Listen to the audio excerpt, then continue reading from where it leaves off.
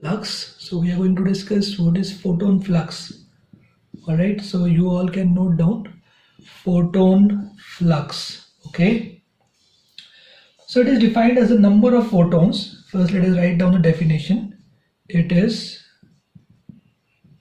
defined as the number of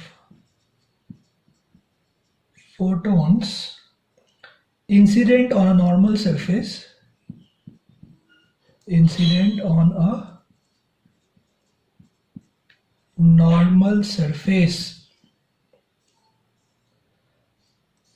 per second per unit area. Per second per unit area. So this is about the number of photons. All right. So it is defined as the number of photons incident on a normal surface per second per unit area. All right. Okay. So so we know, right, कि intensity क्या है? Intensity is the energy incident per unit area per unit time. Okay. Where this E is the total energy. E क्या है? E is the total energy radiated. E is the total energy radiated by the source per unit area per unit time. All right, this is intensity. This is what? This is intensity. All right, so let us assume that we have a light beam of intensity I having a wavelength lambda. Okay, so what we are doing here, we are considering a light beam. So let us consider a light beam. Let us consider a light beam having intensity. It is having what? Intensity I, and intensity का unit क्या है? watt per meter square, because intensity का formula पता है आपको. This is I E upon AT or P upon A, right? Because energy per unit time is power. So watt per meter square, this is the unit of intensity having a wavelength lambda. So it is having a wavelength lambda. So we have considered this. All right. Okay. So what will be the energy of one photon? What will be the energy of one photon? So the energy of one photon will be E1 is equal to hc by lambda, right? So the energy of one photon will be E1 is equal to hc by lambda. Okay, and this is the energy total energy radiated by the source. So the number of photons per unit time or the photon flux, right? Photon flux क्या होगा? अगर आपने इस intensity को divide कर दिया energy of one photon से, right, अगर आपने इस इंटेंसिटी को डिवाइड कर दिया एनर्जी ऑफ वन फोटोन से, तो आपको फोटोन फ्लक्स मिल जाएगा. तो ये फाई है फोटोन फ्लक्स. फाई क्या है? Photon flux. और ये क्या होगा? ये होगा इंटेंसिटी, जो भी उस सोर्स का इंटेंसिटी है, मतलब वो पर सेकेंड पर यूनिट एरिया कितना एनर्जी रेडिएट कर रहा है, total energy, divided by energy of one photon, divided by what? Energy of one photon. This will be photon flux. Okay, मतलब intensity of the source divided by energy of a photon. Energy of a photon. This will give us photon flux, right. ठीक है, तो यहां से photon flux का formula क्या आ जाएगा? ये आ जाएगा इंटेंसिटी आई, ठीक है, वो हो गया I, divided by H C by lambda. तो H C by lambda, lambda कहाँ आ जाएगा? लैम्डा ऊपर आ जाएगा. ठीक है, तो ये हो गया H C by lambda. Alright, ठीक है. तो दिस इज फोटोन फ्लक्स, मतलब नंबर ऑफ फोटोन्स. तो हम लोग देख सकते हैं कि जो नंबर ऑफ फोटोन्स है per unit area per unit time is directly proportional to intensity. मतलब अगर इंटेंसिटी बढ़ाई जाए, लाइट की इंटेंसिटी बढ़ाई जाए, तो फोटोन फ्लक्स बढ़ेगा. तो मैं ये पॉइंट यहाँ पे डिस्कस करता हूँ, बहुत इंपॉर्टेंट है, तो आप इसको नोट डाउन कर लीजिए. मैं आपको बताता हूँ कि इसका कंक्लूजन क्या है, और आगे हमें इस चैप्टर में ये बहुत काम आने वाला है. ठीक है, तो इसको आप पहले नोट डाउन कर लीजिए पॉज करके. तो आपने देखा यहाँ पे कि जो फोटोन फ्लक्स है, राइट, यानी number of photons per unit area per unit time जो आने वाला है, तो वो फोटोन फ्लक्स की बात हो रही है यहाँ पे कि वो फोटोन फ्लक्स निकल कर आया है आई लैम्डा बाई एच सी। तो यहाँ से हमने क्या देखा, हमने देखा कि जो फोटोन फ्लक्स है it is directly proportional to intensity. Photon flux is directly proportional to intensity of light. ठीक है, मतलब यहाँ से हम क्या कंक्लूजन ड्रॉ कर सकते हैं कि इफ इंटेंसिटी ऑफ लाइट अगर बढ़ाई जाए, इंटेंसिटी ऑफ लाइट बढ़ाई जाए, तो जो फोटोन फ्लक्स है यानी number of photons per unit area per unit time क्या होगा, वो बढ़ेगा, राइट। तो if intensity is increased, photon flux will increase. So if photon flux is increasing, तो क्या हो रहा है, if phi is increasing, इसका मतलब क्या है, इसका मतलब ये है कि जो नंबर ऑफ फोटोन्स है, राइट, नंबर ऑफ फोटोन्स वो बढ़ने वाले हैं। ठीक है, राइट, नंबर ऑफ फोटोन्स वो बढ़ने वाले। तो ये बहुत इंपॉर्टेंट चीज है, मतलब जो टोटल नंबर ऑफ फोटोन्स है that is directly proportional to intensity of light. ठीक है, so the total number of photons, so we can write n is proportional to I. What is n? N is the total number of photons. Total number of photons emitted per unit area per unit time is directly proportional to what? It is proportional to intensity of light. ये बहुत important conclusion है, इसको समझना बहुत ज़रूरी है और ये आगे हमें बहुत useful होने वाला है। ठीक है, ये पहली बात। ओके, अब बात करते हैं हम लोग कि फ्रीक्वेंसी को चेंज करने से क्या होता है। ठीक है, तो आपको पता है कि एनर्जी ऑफ वन फोटोन वो होता है एच एफ। वो क्या होता है, एच एफ। एच एफ यहाँ पे ये है एनर्जी ऑफ वन फोटोन। ठीक है, तो एनर्जी ऑफ वन फोटोन, तो जो वो लाइट सोर्स फोटोन्स रिलीज कर रहा है उसमें जो एक फोटोन है उसके एनर्जी की बात कर रहे हैं हम। ये एफ क्या है, ये एफ है फ्रीक्वेंसी, उस वेव की फ्रीक्वेंसी, राइट। तो आप देख सकते हैं कि एनर्जी जो है एक फोटोन का that is directly proportional to frequency. तो फ्रीक्वेंसी को अगर बढ़ाया जाएगा, यानी if frequency will be increased, तो फ्रीक्वेंसी के बढ़ाने से क्या होगा, energy of one photon will increase, एक फोटोन की एनर्जी बढ़ेगी, तो टोटल एनर्जी बढ़ेगी। टोटल एनर्जी वो होगी n times energy of one photon. इसका मतलब जो टोटल एनर्जी है वो बढ़ेगी, लेकिन क्या, लेकिन ये कि but number of photons will remain constant. ये बहुत इंपॉर्टेंट पॉइंट है स्टूडेंट्स, इसको समझना बहुत जरूरी है।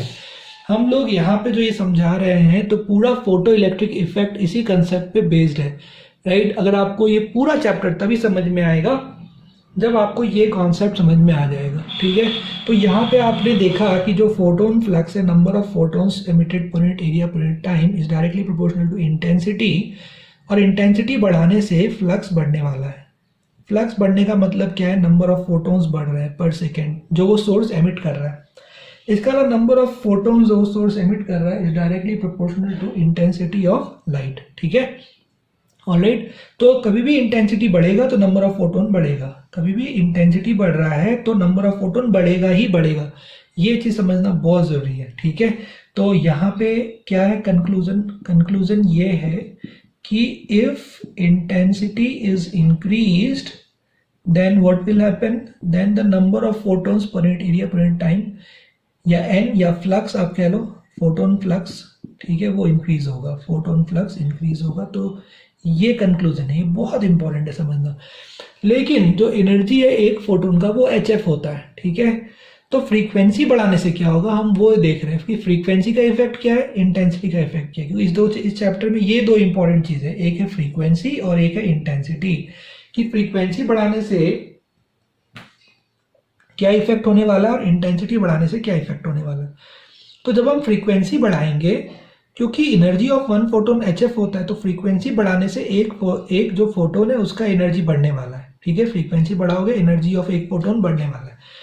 अब जो टोटल एनर्जी है, टोटल एनर्जी क्या होगा, वो जितने भी फोटोन्स हैं उसका सबका एनर्जी ऐड करके जो टोटल एनर्जी होगा उसको हम टोटल एनर्जी कहेंगे। मतलब वो होगा n times E1, energy of one photon into the total number of photons.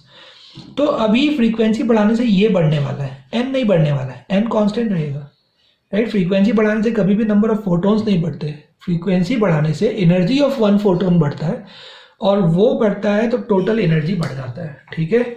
Okay, तो टोटल एनर्जी बढ़ेगा, सोर्स का टोटल एनर्जी बढ़ जाएगा फ्रीक्वेंसी बढ़ाने से, लेकिन जो टोटल नंबर ऑफ फोटॉन्स वो रिलीज कर रहा है वो नहीं बढ़ेगा, वो कांस्टेंट रहेगा। तो ये बहुत ही इंपॉर्टेंट पॉइंट है, ठीक है। तो अब हम लोग यहाँ पे पढ़ने वाले हैं कि फोटो इलेक्ट्रिक इफेक्ट, तो इसका एक्सपेरिमेंट है वो हम लोग पहले पढ़ेंगे, और फिर इसका यूटिलिटी हम लोग देखेंगे कि फोटो इलेक्ट्रिक इफेक्ट में इसका यूज क्या है, इंटेंसिटी और फ्रीक्वेंसी का। तो आइए स्टूडेंट्स, अब हम लोग डिस्कस करने वाले हैं कि फोटो इलेक्ट्रिक इफेक्ट क्या है, ठीक है। तो let us start with this concept of photo electric effect. So photo electric effect,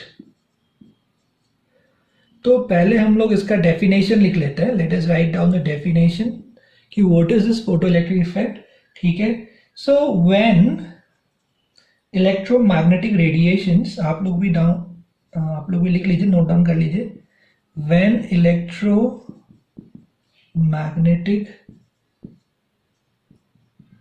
radiations of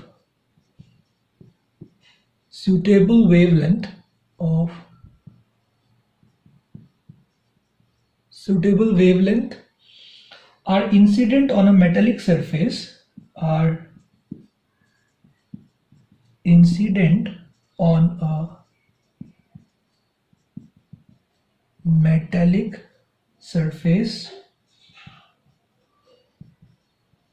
then what happens?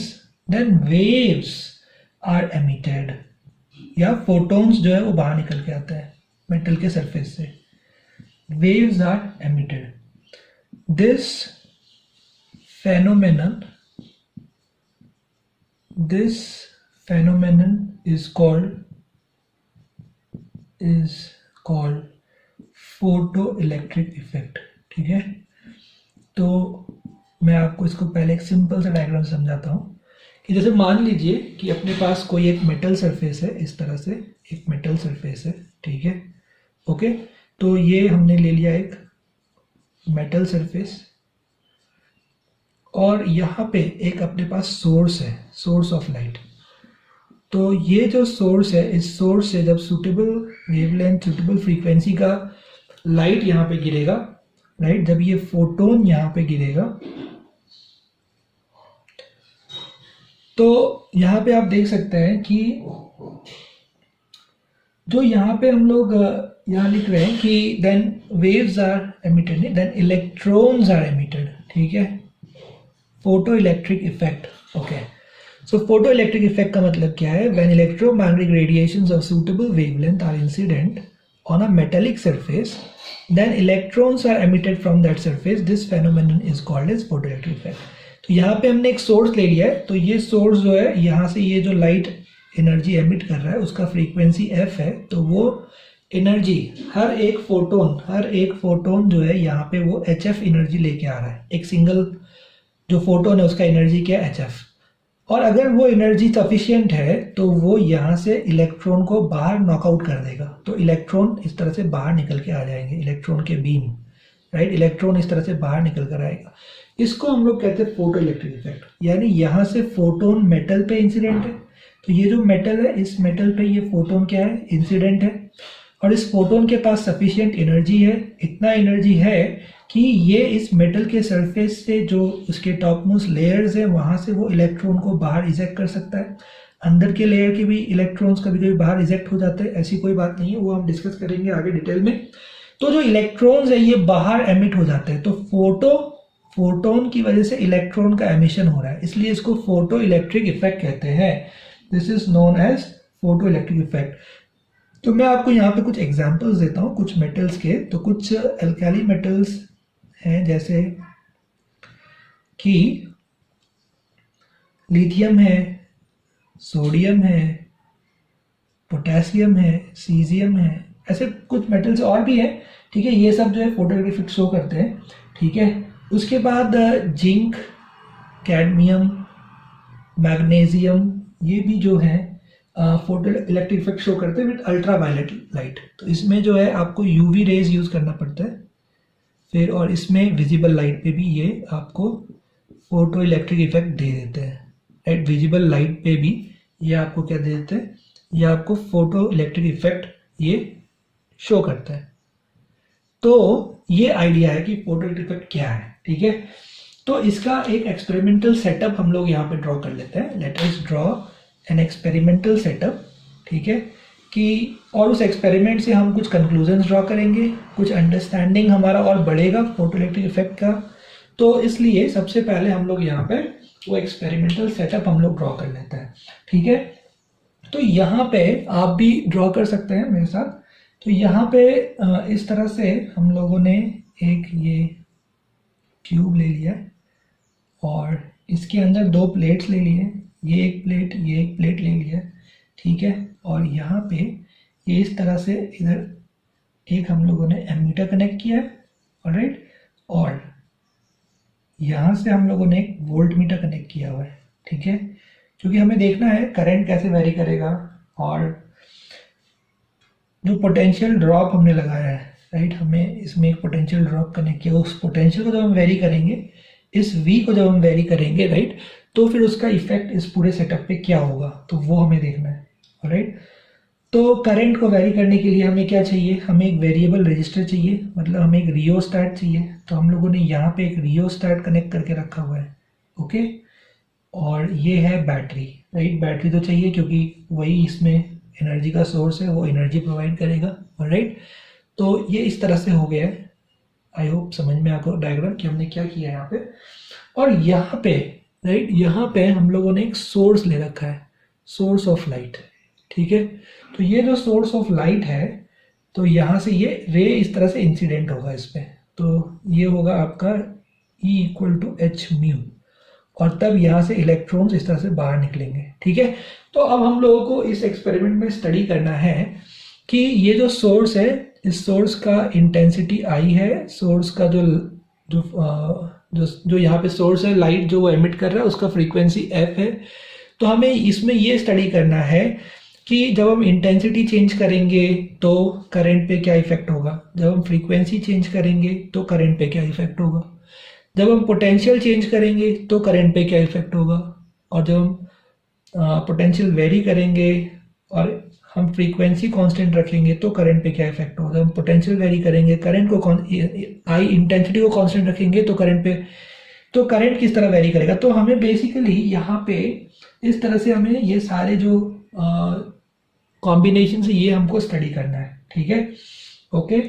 तो आइए हम लोग इसमें सबसे पहले एक बेसिक कॉन्सेप्ट समझ लें कि जो भी हम लोगों ने डिस्कस किया था, क्या डिस्कस किया था हम लोगों ने डिस्कस किया था कि जो फ्रीक्वेंसी है, राइट, फ्रीक्वेंसी और एनर्जी और इंटेंसिटी और करंट, तो जो एनर्जी है एक फोटोन का, राइट, एक फोटोन का जो एनर्जी है, it is directly proportional to frequency. Energy of one photon is directly proportional to frequency, ठीक है।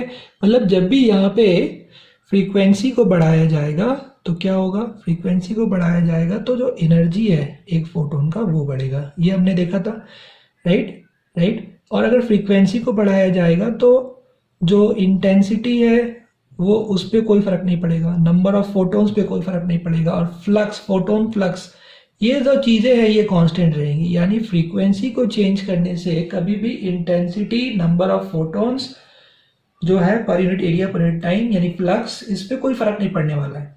फ्रीक्वेंसी को बढ़ाने से सिर्फ एनर्जी ऑफ वन फोटोन बढ़ता है, ठीक है। तो ये एक पॉइंट हमें ध्यान रखना है ये डिस्कशन स्टार्ट करने से पहले। दूसरा पॉइंट क्या है, दूसरा पॉइंट ये है कि जो करंट होगा, यहाँ पे जो इलेक्ट्रॉन, यानी नंबर ऑफ इलेक्ट्रॉन्स जो एमिट हो रहे हैं, राइट, नंबर ऑफ इलेक्ट्रॉन्स जो एमिट हो रहे हैं, तो इधर से ये एमिट हो रहा है, इसको हम प्लेट 1 कह देते हैं, इसको हम प्लेट 2 कह देते हैं। ये इलेक्ट्रॉन इस तरफ फ्लो होगा, राइट, इलेक्ट्रॉन इस तरफ फ्लो होगा, तो करंट का डायरेक्शन आप क्या लोगे, उल्टा लोगे, ये होगा करंट का डायरेक्शन। तो हम करंट को यहाँ पे हम इसको डिनोट कर देते हैं यहाँ पे स्मॉल आई से, ठीक है। तो स्मॉल आई हो गया करंट, कैपिटल आई हो गया इंटेंसिटी। तो ये जो number of electrons, right, number of electrons यहाँ पे आप देख रहे हो, तो ये नंबर ऑफ इलेक्ट्रॉन्स या ये जो करंट है, राइट, यहाँ पे जो ये करंट है वो डिपेंड करेगा कि यहाँ पे कितने नंबर ऑफ फोटोन्स, राइट, जो फोटोन्स यहाँ स्ट्राइक कर रहे हैं वो फोटोन्स यहाँ से इस इलेक्ट्रॉन को बाहर निकाल रहे हैं।